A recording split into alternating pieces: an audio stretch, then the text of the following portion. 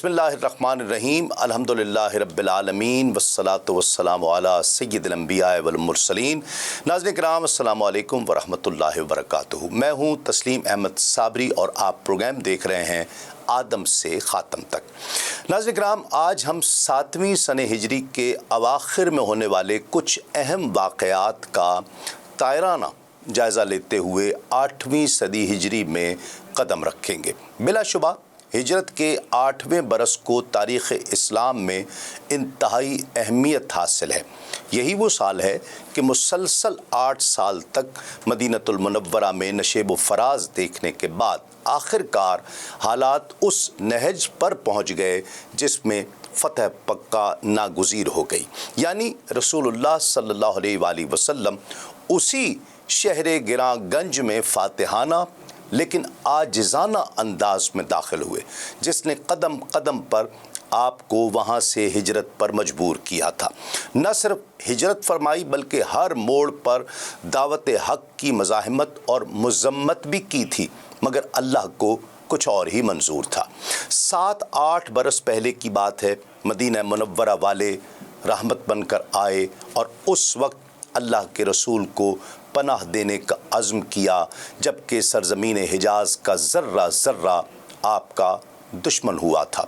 मदीने को हुज़ूर नबी करीम सल्लल्लाहु अलैहि वसल्लम और उनके सहाबा किराम की यही हिजरत दरअसल गेम चेंजर साबित हुई थी। उसके बाद आने वाले बरसों में हमने ये देखा कि रसूलुल्लाह सल्लल्लाहु अलैहि वसल्लम कभी तबलीग और दावत का काम करते हैं, कभी यहूद की मक्कारियों से निमटते हैं, तो कभी मुनाफिकीन की मुनाफ़क़त से बचने की कोशिश करते हैं और कभी अपने रिश्तेदार कुरैश की तलवारों का मुकाबला भी करते हैं। दुनिया की तारीख़ ने ऐसा इनक़लाब न पहले कभी देखा न उसके बाद क़यामत तक देख सकेगी। एक तन्हे तन्हा और वसाइल से महरूम इंसान सिर्फ़ अल्लाह की मदद नुसरत और अपने अज़्म की बिना पर देखते ही देखते तमाम सूरमाओं और ज़मीन के खुदाओं, नाम निहाद खुदाओं के बुत पाश पाश करते हुए आखिरकार हरम पाक की हुदूद में दाखिल होता है। लेकिन ये क्या, अब की बार कोई मुखालिफ नहीं है, कोई हरीफ नहीं है। जो लोग इस्लाम से इंतहाई ख़ाइफ थे वो बरमला इस दीन की हक़ानियत पर ईमान ले आए और यूं अल्लाह ने इस्लाम की फ़तह का अपना वादा पूरा फरमा दिया। इसी साल ग़ज़वा मौता और ग़ज़वा हुनैन भी वक़ूअ पज़ीर हुए और हुज़ूर नबी करीम सल्लल्लाहु अलैहि वसल्लम की शहज़ादी हज़रत ज़ैनब रज़ी अल्लाह ताला अन्हा का विसाल भी हुआ। इन तमाम वाक़यात की तफ़सील तरतीब के साथ इंशाअल्लाह हम पेश करेंगे, लेकिन आज की गुफ्तगू का आगाज़ 7वीं हिजरी के आखिर में रसूलुल्लाह सल्लल्लाहु अलैहि वसल्लम के चंद रऊसा और सरदारों के नाम ख़ुतूत से करते हैं। इमाम जलालुद्दीन सुयूती, इमाम ज़ुहरी रिवायत करते हैं कि उन्होंने कहा कि नबी करीम सल्लल्लाहु अलैहि वसल्लम ने कबीला हुमैर के सरदारों हारिस मसरूह और नुएम बिन अब्द किलाल के नाम ख़त लिखा और अयाश बिन अबी रबिया मखज़ूमी रज़ी अल्लाह ताला अन्हु के हाथों भिजवाया और रवानगी के वक्त हिदायत फरमाई कि जब तुम उनकी सरज़मीन पर पहुँचो तो रात के वक्त दाखिल न होना जब तक कि सुबह ना हो जाए। फिर तुम तहारत करके खूब अच्छी तरह पाक साफ़ होना, 2 रकात नमाज पढ़कर अल्लाह रब्बुल इज़्ज़त से हाजत रवाई और कबूल की दुआ मांगना और अल्लाह से पनाह चाहना और अपने दाहिने हाथ में मकतूब लेकर उन सरदारों के भी दाहिने हाथ में देना, क्योंकि दाहिना हाथ कबूलियत का है और उनके ऊपर सूरतुल बय्यिना की पहली आयत मुबारक पढ़ना।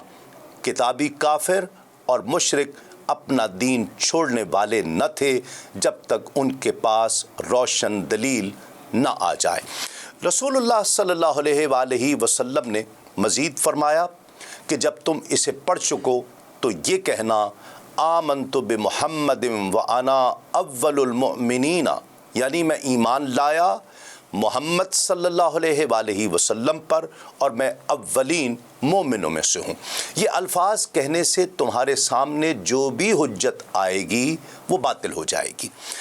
नाज़रीन किराम, हुज़ूर नबी करीम सल्लल्लाहु अलैहि वसल्लम ने फिर ये फरमाया کہ وہ لوگ تمہارے سامنے کوئی کلام پڑھیں گے، جب وہ تم پر کچھ پڑھیں تو تم جواب میں یہ پڑھنا میں اس کتاب پر ایمان لایا جو اللہ نے اتاری ہے اور مجھے حکم دیا گیا ہے کہ میں تمہارے درمیان انصاف کروں۔ اللہ ہمارا اور تمہارا سب کا رب ہے، ہمارے لیے ہمارا عمل ہے اور تمہارے لیے تمہارا عمل ہے، ہمارے اور تمہارے درمیان کوئی جھگڑا نہیں، اللہ ہم سب کو جمع کرے گا اور اسی کی طرف پھرنا ہے۔ اور جب وہ اسلام لے آئیں تو ان سے درخت کی ان 3 شاخوں کی بابت پوچھنا کہ جب انہیں ان کے سامنے لایا جاتا ہے تو وہ اسے سجدہ کرتے ہیں، اور وہ شاخیں اٹل نام کی درخت کی ہیں۔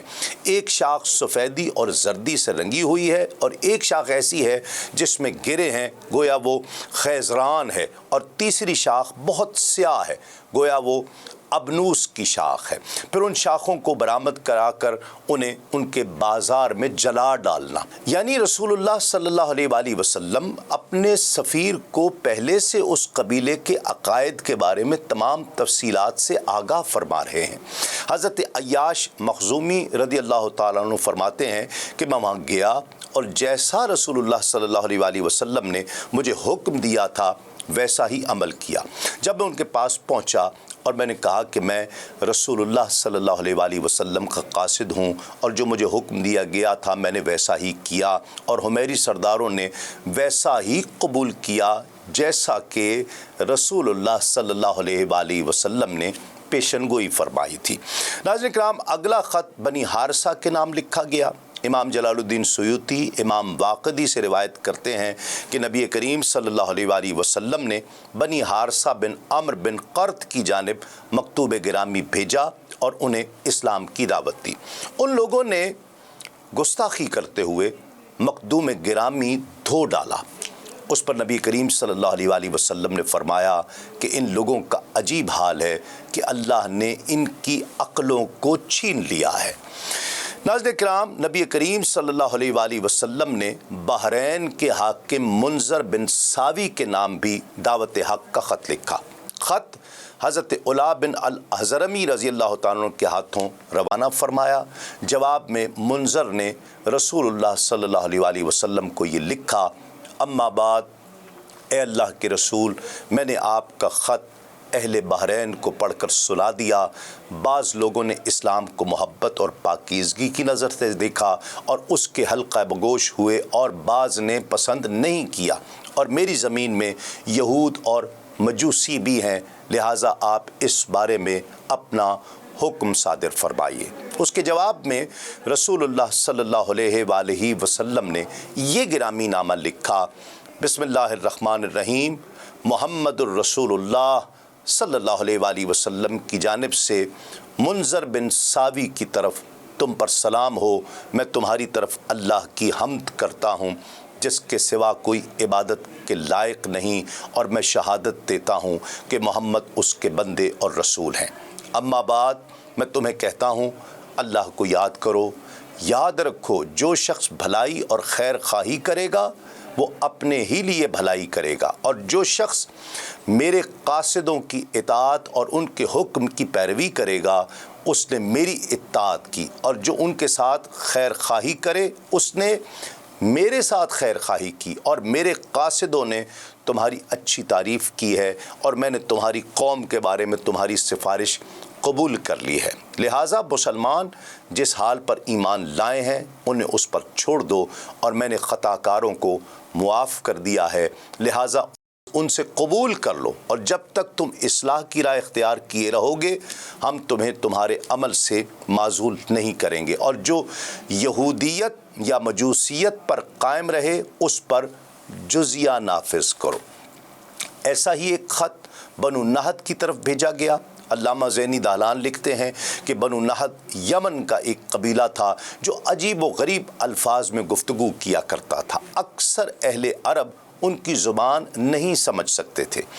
حضور نبی کریم صلی اللہ علیہ وآلہ وسلم ہر قوم کے ساتھ اس کی زبان میں ہم کلام ہوا کرتے، ہر اجنبی لغت والے کے ساتھ اس کی زبان میں ہی گفتگو فرمایا کرتے۔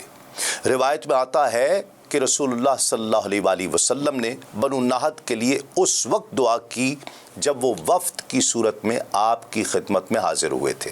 حضرت تحفہ بن رحم النہدی رضی اللہ تعالی عنہ اٹھ کر کھڑے ہوئے، انہوں نے قحط سالی کی شکایت کرتے ہوئے یہ التجا کی کہ یا رسول اللہ، ہم آپ کی خدمت میں تہامہ کی نشیبی زمین سے میس نامی درخت کے کجاووں سمیت حاضر ہوئے ہیں۔ قحط سالی سے ہر چیز خشک ہو گئی ہے، املوج کے پتے گر پڑے ہیں، نرم شاخیں ختم ہو گئی ہیں، جانور مرتے جا رہے ہیں، کھجور کے درخت بھی سوکھ چکے ہیں، ہم بتوں سے برات کا اعلان کرتے ہیں۔ تو حضور نبی کریم صلی اللہ علیہ وآلہ وسلم نے ان کے لیے دعا فرمائی، مولا ان کے خالص دودھ میں اضافہ فرما، اس دودھ میں برکت عطا فرما، مولا ان کے چرواہوں کی کثیر گھاس اور درختوں کی طرف رہنمائی فرما، ان کے قلیل پانی کو کثیر بنا دے، ان کے مال اور اولاد میں برکت عطا فرما۔ جس نے نماز ادا کی وہ مسلمان ہے، جس نے زکوٰۃ ادا کی وہ محسن ہے، جس نے لا الہ الا اللہ کی گواہی دی وہ مخلص ہے۔ اے بنو نہد، تمہارے اور مشرکین کے مابین معاہدے ہیں، ان کی پاسداری کرنا تم پر وہی صدقات لازم ہیں جو دوسرے مسلمانوں پر لازم ہیں، وہ نہ تم سے ساقط ہوں گے اور نہ ہی ان میں تمہارے لیے اضافہ ہوگا، نہ تو زکوٰۃ تم سے ساقط ہوگی اور نہ ہی تادم واپسی تم نے کفر کی طرف لوٹنا ہوگا، نہ ہی نماز کو اس کے وقت پر پڑھنے سے سستی کا مظاہرہ کرنا۔ پھر آپ صلی اللہ علیہ وآلہ وسلم نے اس کے ساتھ ساتھ بنو نہد کے لیے ایک تحریر بھی لکھوا دی جس کا متن یہ تھا کہ بسم اللہ الرحمن الرحیم، محمد الرسول اللہ صلی اللہ علیہ وآلہ وسلم کی جانب سے بنو نہد بن زید کی طرف سلامتی ہو اس پر جو اللہ رب العزت اور اس کے رسول پر ایمان لایا۔ اے بنو نہد، تم پر واجب حق ہے، ہم تم سے زکوٰۃ میں انتہائی بوڑھی اونٹنی نہیں لیں گے، نہ ہی بیمار اور نہ ہی اونٹ کا بچہ قبول کریں گے، نہ ہی زکوٰۃ میں ایسا گھوڑا قبول کریں گے جو سواری کے لیے تیار ہو، نہ چھوٹا بچھڑا قبول کریں گے، نہ ہی ایسا بچھڑا لیں گے جس پر سواری کرنا مشکل ہو جائے۔ جانوروں کو چراہ گاہ سے چرنے سے روکا نہیں جائے گا، تمہارے بے ثمر درخت کاٹے نہیں جائیں گے، تمہارے جانوروں کو بھی دوسرے جانوروں کے ساتھ چرنے سے روکا نہیں جائے گا جب تک کہ تم دھوکہ اور بغض نہ کرو، اور جب تک کہ تم اس کو نہ توڑو جس خوش بخت نے اس خط کے مشتملات کا اقرار کر لیا تو اس کے لیے حضور کی جانب سے وعدہ اور ذمہ ہے، جس نے انکار کر دیا تو اس سے زائد لیا جائے گا۔ اس خط میں بلیغ زبان کے استعمال کے بارے میں العسکری نے حضرت علی المرتضیٰ رضی اللہ تعالیٰ سے روایت کیا ہے کہ ہم نے عرض کی کہ یا رسول اللہ، ہمارے آباء و اجداد ایک ہی ہیں، ہم نے ایک ہی شہر میں پرورش پائی ہے، لیکن آپ ایسی عربی میں گفتگو فرماتے ہیں جس کا اکثر حصہ ہم سمجھ نہیں پاتے۔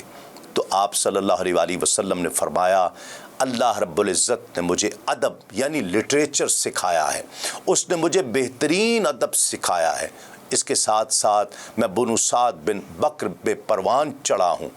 المواہب الدنیا میں ہے کہ ذرا اس دعائے مصطفیٰ صلی اللہ علیہ وآلہ وسلم کو دیکھیں اور اس خط کو دیکھیں جسے حضور نبی کریم صلی اللہ علیہ وآلہ وسلم نے بنو نہد کی زبان میں ہی لکھا تھا، بلکہ آپ نے حسن و زیبائی کے اعتبار سے اس میں اضافہ فرمایا۔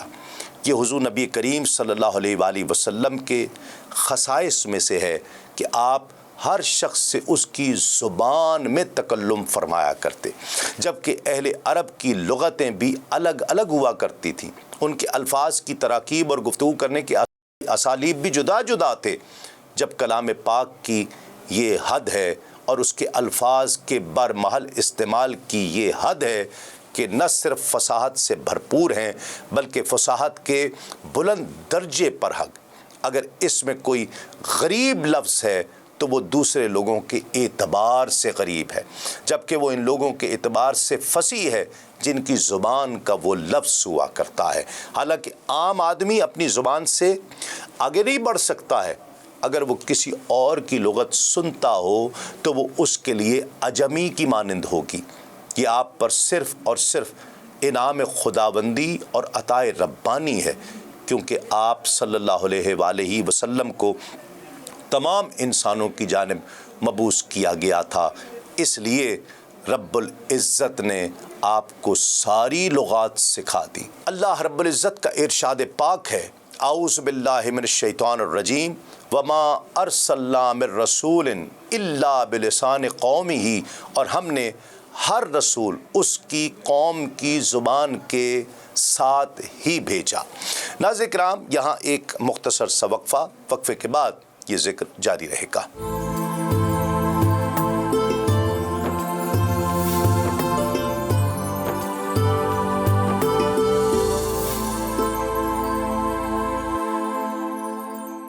ناظرین کرام، خوش آمدید۔ آپ پروگرام دیکھ رہے ہیں آدم سے خاتم تک۔ اب ہم 8ویں سنہ ہجری کا ذکر کرتے ہیں۔ اس سال کا آغاز رسول اللہ صلی اللہ علیہ وآلہ وسلم کے لیے دکھ اور تکلیف یعنی صاحبزادی کے انتقال سے، اور اختتام خوشی اور مسرت یعنی فتح مکہ کے ساتھ ہوا۔ تاریخ طبری میں تحریر ہے کہ اس سال رسول اللہ صلی اللہ علیہ وآلہ وسلم کی صاحبزادی حضرت بی بی زینب رضی اللہ تعالی عنہا نے انتقال فرمایا۔ علامہ زرقانی لکھتے ہیں کہ زینب رسول اللہ صلی اللہ علیہ وآلہ وسلم کی سب بیٹیوں میں بڑی صاحبزادی تھی، جو اعلان نبوت سے 10 برس قبل پیدا ہوئیں۔ کم سنی میں ہی یعنی نبوت سے قبل ان کی شادی خالہ زاد بھائی ابو العاص کے ساتھ ہوئی، جو خدیجہ کے حقیقی بہن کے بیٹے تھے۔ محمد صلی اللہ علیہ وآلہ وسلم کے نبوت کے منصب پر فائز ہونے کے بعد حضرت زینب رضی اللہ تعالی عنہا بھی اسلام لے آئیں۔ ہجرت کا سفر حضرت بی بی زینب رضی اللہ تعالی عنہا نے اپنے شوہر کے بغیر کیا، کیونکہ وہ اس وقت اسلام نہیں لائے تھے، اس لیے مکے میں ہی رہے۔ ابو العاص مشرکین کے ساتھ غزوہ بدر میں شریک تھے، اور دوسرے قیدیوں کے ساتھ یہ بھی گرفتار کیے گئے جنہیں بعد میں رہا کر دیا گیا تھا، جس کے بعد حضرت زینب بنت رسول اللہ کے شوہر مکہ روانہ ہو گئے۔ وہاں جس کا کچھ حساب لینا دینا تھا اسے بے باک کیا۔ جب کوئی مطالبہ باقی نہ رہا تو اہل قریش کے سامنے اعلانیہ مسلمان ہوئے اور مدینہ منورہ ہجرت کی، اور باقی زندگی حضرت زینب رضی اللہ تعالی عنہا نے اپنے شوہر کے اسلام لانے کے بعد ان کے ساتھ مدینہ منورہ میں ہی گزاری، جو 1 یا 1.25 سال ہی تھی۔ 8 ہجری میں حضرت زینب رضی اللہ تعالیٰ عنہ کا وصال ہوا۔ یہ ابتدائے اسلام ہی میں مسلمان ہو چکی تھیں، اور جنگ بدر کے بعد حضور نبی کریم صلی اللہ علیہ وآلہ وسلم نے انہیں مکے سے مدینے بلا لیا تھا۔ مکے میں کافروں نے ان پر جو ظلم و ستم کے پہاڑ توڑے، ان کا تو خیر کیا کہنا۔ جب یہ ہجرت کے ارادے سے اونٹ پر سوار ہو کر مکے سے باہر تشریف لائیں تو کافروں نے ان کا راستہ روک لیا، اور ایک کافر حبار بن الاسود جو بڑا ہی جابر اور ظالم تھا، اس نے نیزہ مار کر ان کو اونٹ سے زمین پر گرایا تھا، جس کے صدمے سے ان کا حمل بھی ساقط ہو گیا تھا۔ یہ دیکھ کر ان کے دیور کنانہ کو، جو اگرچہ کافر تھا لیکن طیش آ گیا، اور اس نے جنگ کے لیے تیر کمان اٹھا لیا۔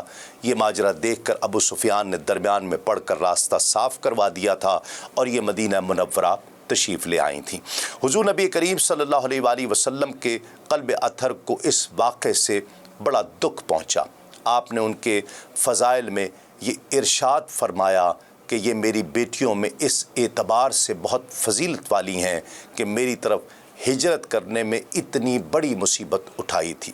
پھر ان کے بعد ان کے شوہر ابو العاص بھی مکے سے ہجرت کر کے مدینہ آ گئے، اور دونوں ایک ساتھ رہنے لگے۔ ان کی اولاد میں ایک بیٹا جن کا نام علی تھا، اور ایک بیٹی جن کا نام امامہ تھا، وہ زندہ رہے۔ ابن اسحاقر کا قول ہے کہ بیٹا علی جنگ یرموک میں شہید ہوا، اور نواسی امامہ سے حضور نبی کریم صلی اللہ علیہ وآلہ وسلم کو بہت محبت تھی۔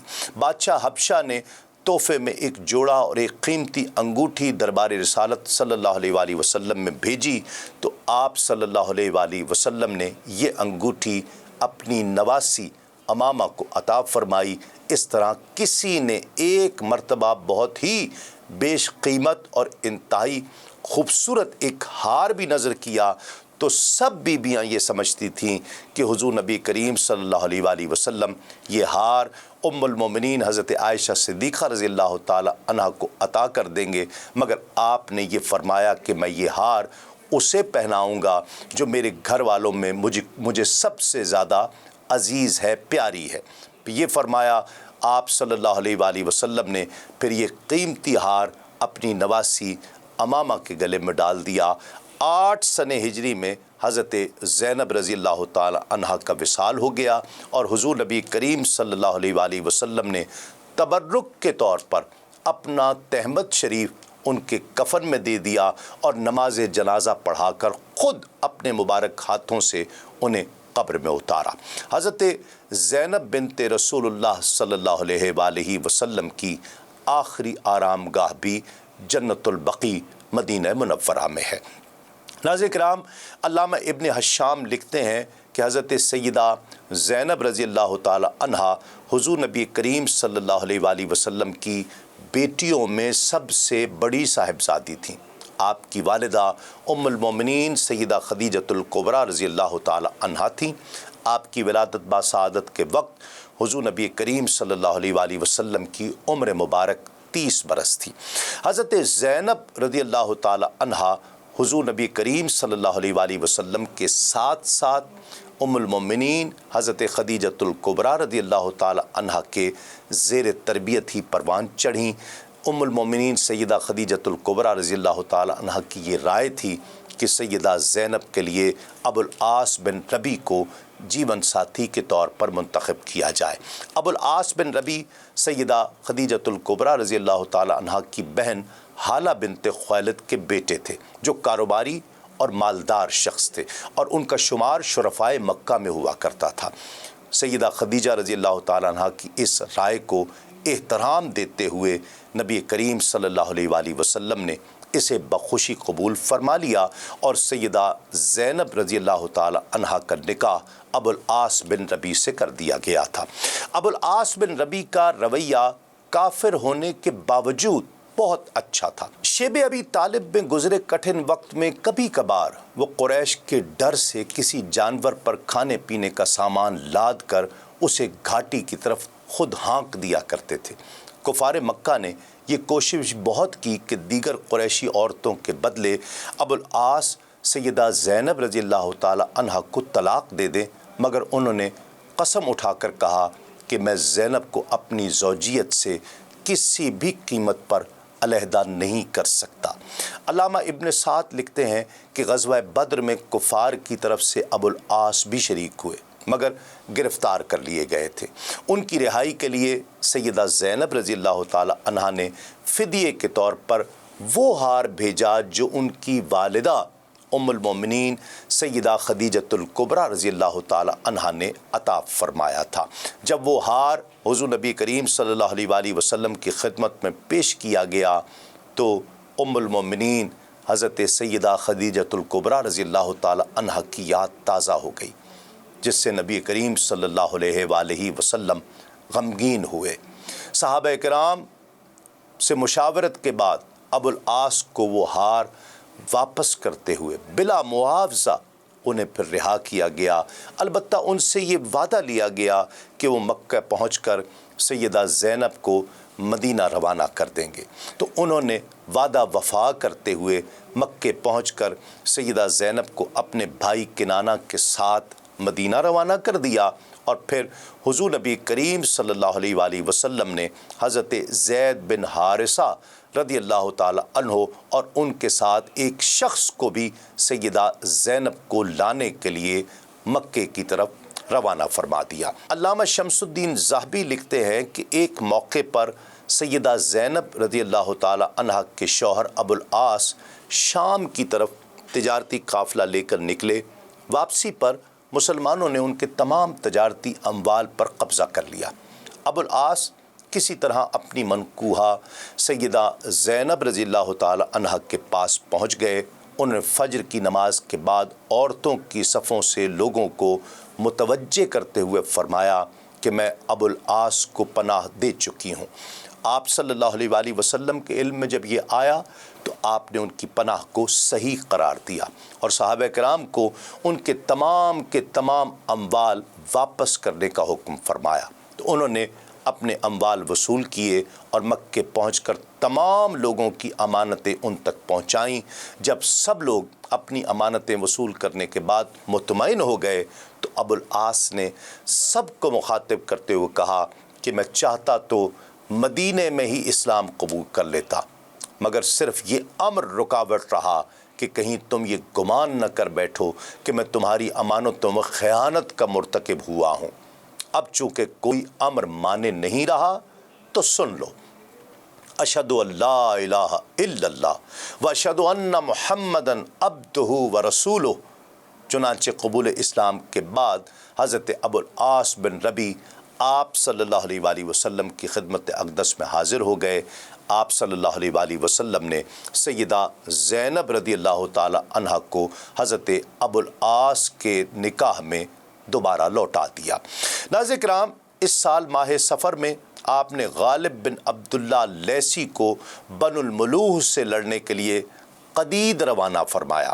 اس کی تفصیل یوں تھی کہ جندب بن مقیس الجہنی سے مروی ہے کہ رسول اللہ صلی اللہ علیہ وآلہ وسلم نے غالب بن عبداللہ الکلبی کو بنو الملوح کے مقابلے میں جو قدید میں تھے وہاں روانہ فرمایا اور حکم دیا کہ تم ان پر قتال کرنا۔ یہ حسب حکم لشکر کے ساتھ روانہ ہوئے۔ میں یعنی جندب بن مقیس بھی ان کے ساتھ مہم پر تھا۔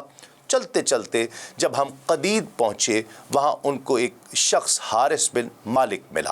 ہم نے اسے گرفتار کر لیا۔ اس نے کہا کہ میں تو مسلمان ہونے کے لیے آیا ہوں۔ غالب بن عبداللہ نے اس سے کہا کہ اگر تم واقعی اسلام لانے آئے ہو تو ایک دن رات کی گرفتاری تمہارے لیے کوئی چیز نہیں، ہمیں تمہاری طرف سے اطمینان ہو جائے گا۔ غالب نے اسے قید کر کے ایک پستہ قامت حبشی کی نگرانی میں وہیں چھوڑ دیا اور اس حبشی کو حکم دیا کہ ہماری واپسی تک تم اسے قید رکھو اور اگر یہ جنبش کرے تو فوراً اس کا سر اتار دینا۔ پھر ہم کہتے ہیں کہ آگے بڑھے اور اب قدید کے وسط میں پہنچے۔ جب رات زیادہ ہو گئی تو ہم نے ان پر یورش کی، ان میں سے بہت سوں کو قتل کر ڈالا اور ان کے اونٹ ہانک لائے۔ واپسی پر ہم نظر بند کیے گئے۔ حارث بن مالک ابن البرحبہ اور اس کے نگہبان کے پاس سے گزرے۔ ہم نے اسے اپنے ساتھ لے لیا اور پھر واپس آ گئے۔ ناظرین کرام، سن 8 صدی ہجری میں رسول اللہ صلی اللہ علیہ وآلہ وسلم نے علا بن الحضرمی کو منذر بن ساوی العبدی کے پاس اپنے اس خط کے ساتھ بھیجا۔ بسم اللہ الرحمن الرحیم۔ یہ خط محمد الرسول اللہ کی جانب سے منذر بن ساوہ کے نام لکھا جاتا ہے۔ سلام علیک، میں تمہارے سامنے اس اللہ کی جس کے سوا کوئی معبود نہیں تعریف کرتا ہوں۔ اما بعد، تمہارا خط اور تمہارے قاصد میرے پاس آئے جو ہماری نماز پڑھتے، ہمارا ذبیحہ کھائے، وہ مسلمان ہے۔ اس کے وہی حقوق ہوں گے جو مسلمانوں کے ہیں اور وہی ذمہ داریاں، اور جو اس سے انکار کرے اس سے جزیہ لیا جائے۔ اس طرح رسول اللہ صلی اللہ علیہ وآلہ وسلم نے ان سے اس شرط پر صلح کی کہ مجوسیوں سے جزیہ لیا جائے لیکن نہ دان کا ذبیحہ کھایا جائے اور نہ ان کی عورتوں سے نکاح کیا جائے۔ اس سال ربیع الاول میں شجاع بن الوہب 24 آدمیوں کی مہم لے کر بنو عامر پر بڑھے، ان پر چھاپا مارا اور ان کی بھیڑ بکریاں لوٹ لیں۔ اس مہم کی غنیمت میں سے ہر شخص کو 15 اونٹ حصے میں ملے۔ 8ویں سنہ ہجری سال میں ہی ذات اطلاع میں مبلغین کی شہادت کا واقعہ بھی پیش آیا اور اس کی تفصیل اس طرح سے ہے کہ عمرو بن کعب الغفاری رضی اللہ تعالی عنہ 15 آدمیوں کے ساتھ ذات اطلاع گئے۔ وہاں ان کو ایک بڑی جماعت ملی۔ انہوں نے اس جماعت کو اسلام کی دعوت دی جسے ان لوگوں نے مسترد کر دیا اور عمرو کے تمام ساتھیوں کو قتل کر دیا، البتہ صرف وہ بمشکل جان بچا کر مدینہ پہنچے۔ واقدی کہتے ہیں کہ ذات اطلاع اطراف شام میں ہے، یہاں کے باشندے بنو قضاء تھے اور صدوی نامی ایک شخص ان کا سرخیل ہوا کرتا تھا۔ ناظرین کرام، اس اندوہناک واقعے پر रसूलुल्लाह सल्लल्लाहु अलैहि वसल्लम ने उसका क्या जवाब दिया, इसका ज़िक्र इंशाअल्लाह हम आगे करते हैं। फ़िल वक्त ओमान के बादशाह के बेटों जैफ़र और इबाद के इस्लाम कबूल करने की तफसील से ज़िक्र करते हैं। तारीख़ तबरी में मनकूल है कि इस साल रसूलुल्लाह सल्लल्लाहु अलैहि वसल्लम ने अम्र बिन अल-आस को जलंदी के बेटे जैफ़र और इबाद के मुकाबले के लिए ओमान भेजा। इन दोनों ने रसूलुल्लाह सल्लल्लाहु अलैहि वसल्लम की तस्दीक की और आपकी रिसालत पर ईमान ले आए। अम्र बिन अल-आस ने उनके अम्वाल से सदका वसूल किया और मजूसियों से जुजिया लिया। इब्न इसहाक से रिवायत है कि नबी करीम सल्लल्लाहु अलैहि वसल्लम ने 8 हिजरी में हज़रत अम्र बिन आस को ओमान के बादशाह जैफ़र बिन जलंदी के पास भेजा और उन्होंने इस्लाम की दावत दी। ये सुनकर जैफ़र ने मुझे कहा कि उस नबी उम्मी की बाबत रहनुमाई मेरी करो, क्योंकि तुम्हारी बातों से ये लगता है कि वो हमेशा खैर ही का हुक्म देते हैं और उस खैर पर पहले ख़ुद अमल फरमाते हैं, और जिस अम्र को वो मना फरमाते हैं सबसे पहले वो ख़ुद उससे बाज रहते हैं। वो किसी पर गालिब होकर इतराते नहीं हैं। लोग उन पर गालिब हों तो सहाबा उनको छोड़ते नहीं हैं। वो हमेशा ईफ़ाए अहद की ताकीद करते हैं और वादे को पूरा करते हैं। लिहाजा मैं गवाही देता हूँ कि वो यकीनन सच्चे नबी हैं। नाज़रीन किराम, ये ज़िक्र जारी है एक मुख्तसर से वक्फ़े के बाद।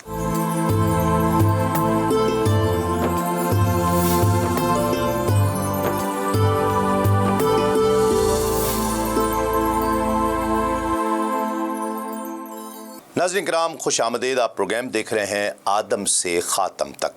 अल्लामा जौज़ी लिखते हैं कि ये ख़त नबी करीम सल्लल्लाहु अलैहि वसल्लम ने शाह ओमान जैफ़र और उसके भाई इबाद के नाम लिखा।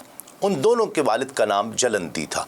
मोहम्मद बिन अब्दुल्लाह सल्लल्लाहु अलैहि वसल्लम की जानिब से जलंदी के दोनों साहिबजादों जैफ़र और इबाद के नाम।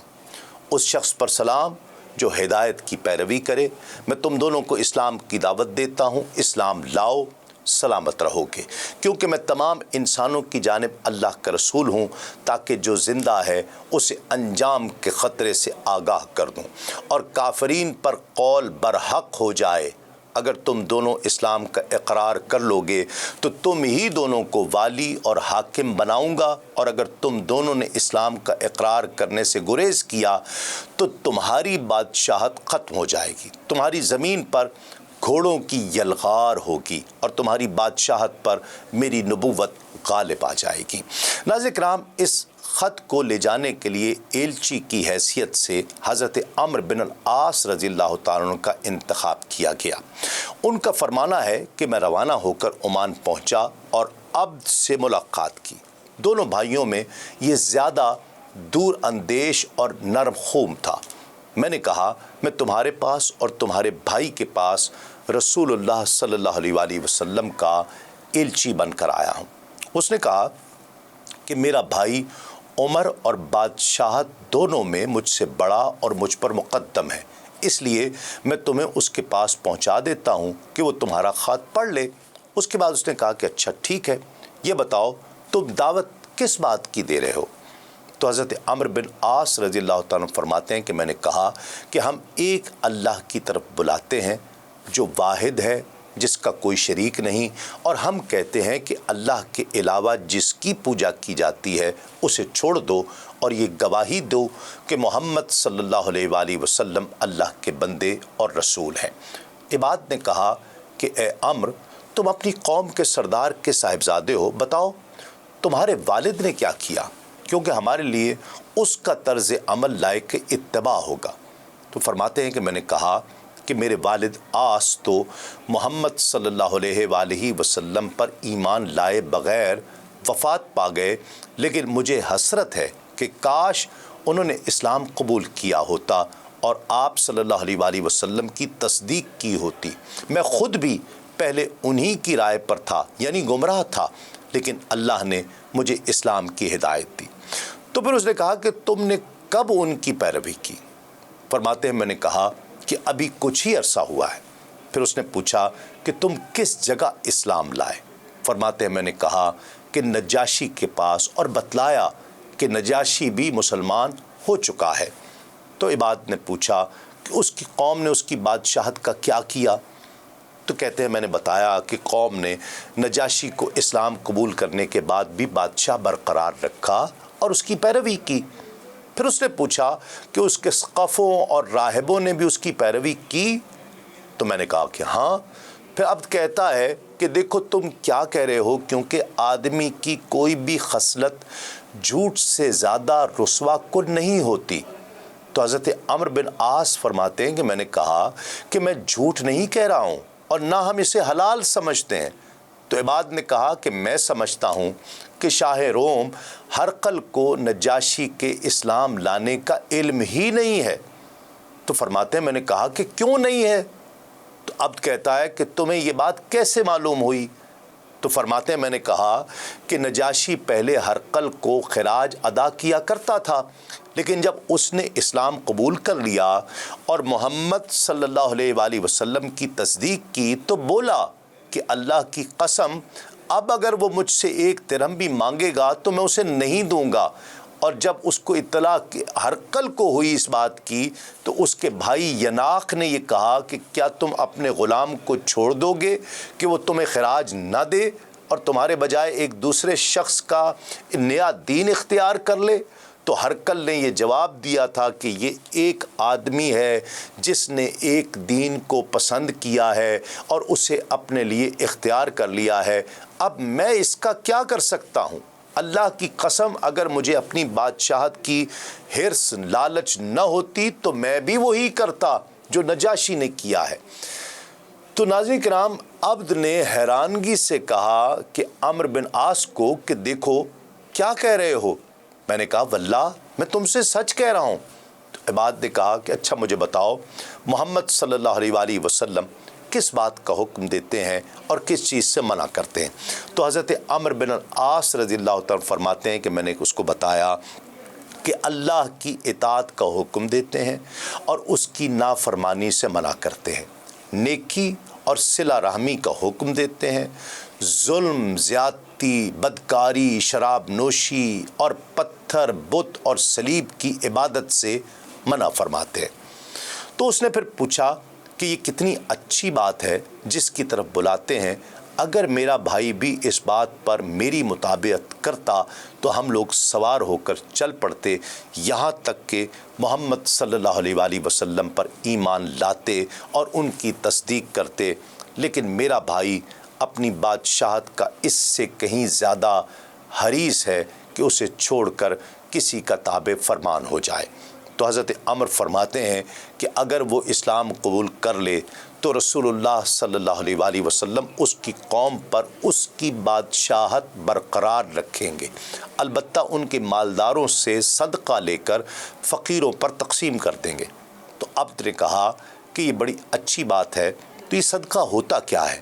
تو جواب میں نے مختلف اموال کے اندر رسول اللہ صلی اللہ علیہ وآلہ وسلم کے مقرر کیے ہوئے صدقات کی اسے تفصیل بتائی۔ جب اونٹ کی باری آئی تو وہ کہنے لگا کہ اے عمرو، کیا ہمارے ان مویشیوں میں سے بھی صدقہ لیا جائے گا جو خود ہی درخت پر چر لیتے ہیں؟ تو حضرت عمرو فرماتے ہیں کہ میں نے کہا کہ ہاں بالکل۔ تو وہ کہنے لگا کہ واللہ میں نہیں سمجھتا تھا کہ میری قوم اپنے ملک کی وسعت اور تعداد کی کثرت کے باوجود ان کو مان لے گی، اس بات کو مان لے گی۔ حضرت عمرو بن عاص رضی اللہ تعالیٰ کا بیان ہے کہ میں اس کی ڈیوڑی میں چند دن ٹھہرا رہا، وہ اپنے بھائی کے پاس جا کر میری ساری باتیں بتاتا رہتا تھا۔ پھر ایک دن اس نے مجھے اندر بلا لیا، چوبداروں نے میرے بازو پکڑ لیے، اس نے کہا کہ اسے چھوڑ دو، پھر مجھے چھوڑ دیا گیا۔ میں نے بیٹھنا چاہا تو چوبداروں نے مجھے بیٹھنے نہیں دیا۔ میں نے بادشاہ کی طرف دیکھا تو اس نے کہا کہ اپنی بات کہو۔ میں نے سر بمہر خط اس کے حوالے کر دیا، اس نے مہر کھول کر خط پڑھا اور پورا خط پڑھ چکا تو اپنے بھائی کے حوالے کر دیا۔ بھائی نے بھی اسی طرح پڑھا، مگر میں نے دیکھا کہ اس کا بھائی اس سے زیادہ نرم دل تھا۔ بادشاہ نے پوچھا کہ مجھے بتاؤ قریش نے کیا روش اختیار کی ہے؟ تو حضرت عمر فرماتے ہیں کہ میں نے کہا کہ کسی نے دین کی رغبت کی بنا پر اور کسی نے تلوار سے مقہور ہو کر۔ بادشاہ نے پوچھا کہ ان کے ساتھ کون لوگ ہیں؟ تو میں نے کہا کہ سارے لوگ ہیں۔ تو انہوں نے اسلام کو برضا و رغبت قبول کر لیا اور اسے تمام دوسری چیزوں پر ترجیح دی۔ انہیں اللہ کی ہدایت اور اپنی عقل کی رہنمائی سے یہ بات معلوم ہو گئی ہے کہ وہ گمراہ تھے۔ اب اس علاقے میں میں نہیں جانتا کہ تمہارے سوا کوئی اور باقی رہ گیا ہے، اور اگر تم نے اسلام قبول نہ کیا اور محمد صلی اللہ علیہ وآلہ وسلم کی پیروی نہ کی تو تمہیں رون ڈالیں گے اور تمہاری ہریالی کا صفایا کر دیں گے، اس لیے اسلام قبول کرو، سلامت رہو گے اور رسول اللہ صلی اللہ علیہ وآلہ وسلم تمہیں تمہاری قوم کا حکمران بنا دیں گے، پھر تم پر نہ سوار داخل ہوں گے نہ پیادے۔ تو بادشاہ نے اس بات پر کہا کہ مجھے آج چھوڑ دو اور کل پھر آؤ۔ اس کے بعد میں اس کے بھائی کے پاس واپس آ گیا تو بھائی نے کہا کہ عمرو، مجھے امید ہے کہ اگر بادشاہت کی حرص غالب نہ آئی تو وہ اسلام قبول کر لے گا۔ ناظرین کرام، دوسرے دن کہتے ہیں کہ پھر بادشاہ کے پاس میں واپس گیا، لیکن اس نے اجازت دینے سے انکار کر دیا، اس لیے میں اس کے بھائی کے پاس پھر واپس آ گیا اور بتلایا کہ بادشاہ تک میری رسائی نہیں ہو سکی۔ بھائی نے مجھے اس کے یہاں پہنچا دیا تو اس نے کہا کہ میں نے تمہاری دعوت پر غور کیا ہے، اگر میں بادشاہت ایک ایسے آدمی کے حوالے کر دوں جس کے شاہ سوار یہاں پہنچے بھی نہیں تو میں عرب میں سب سے کمزور سمجھا جاؤں گا، اور اگر شاہ سوار یہاں پہنچ آئے تو ایسا رن پڑے گا کہ انہیں کبھی اس سے سابقہ نہ پڑا ہوگا۔ تو حضرت عمر فرماتے ہیں کہ میں نے کہا کہ اچھا تو ٹھیک ہے، میں کل واپس جا رہا ہوں۔ جب اسے میری واپسی کا یقین ہو گیا تو اس نے بھائی سے خلوت میں، اکیلے میں، تنہائی میں بات کی اور بولا کہ یہ پیغمبر اب تک جن پر غالب آ چکے ہیں اور ان کے مقابل ہماری کوئی حیثیت نہیں ہے، اور اس نے جس کسی کے پاس پیغام بھیجا اس نے دعوت قبول کی، لہٰذا دوسرے دن صبح ہی مجھے بلوایا گیا اور بادشاہ اور اس کے بھائی دونوں نے اسلام قبول کر لیا اور نبی کریم صلی اللہ علیہ وآلہ وسلم کی تصدیق کی، اور صدقہ وصول کرنے اور لوگوں کے درمیان فیصلہ کرنے کے لیے مجھے آزاد چھوڑ دیا، اور جس کسی نے میری مخالفت کی اس کے خلاف میرے مددگار ثابت ہوئے۔ ناظرین کرام، عمان کے بادشاہ اور اس کے بھائی کے قبول اسلام کے واقعے کی تفصیل کے ساتھ ہی آج کے پروگرام کا وقت تمام ہوتا ہے۔ 8ویں سنہ ہجری کا ذکر ابھی جاری ہے۔ اگلے پروگرام میں ہم چند سرایہ اور خاص طور پر غزوہ موتا کی تفصیل آپ کی نظر کریں گے۔ دیکھتے رہیے آدم سے خاتم تک، صرف سنو نیوز پر۔ تسلیم احمد صابری کو اجازت دیجیے۔ السلام علیکم، تسلیمات۔